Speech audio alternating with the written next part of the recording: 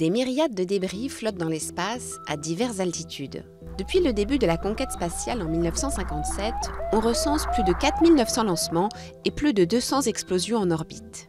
Morceaux de fusées, satellites en fin de vie, outils perdus par des astronautes, ces résidus, sous l'effet de dislocations et collisions en chaîne, n'ont cessé de se multiplier. Ils ont ainsi généré plus de 23 000 objets de plus de 10 cm, environ 500 000 entre 1 et 10 cm, et plus de 100 millions de moins d'un centimètre. Seuls ces micro-débris sont d'ordinaire détectés par des capteurs embarqués à bord des engins, car les dommages provoqués en cas de collision avec ceux-ci peuvent être importants en raison de leur vitesse orbitale très élevée de 10 km par seconde. Un débris d'1 millimètre possède en effet la même énergie cinétique qu'une boule de pétanque lancée à 100 km/h. Mais dans cet espace de plus en plus encombré, les gros débris, parfois de la taille d'un bus, sont les plus dangereux.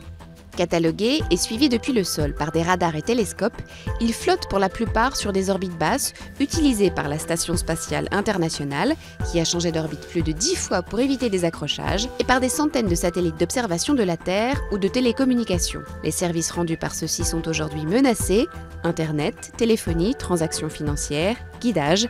Des millions de dollars pourraient partir en fumée en cas de télescopage.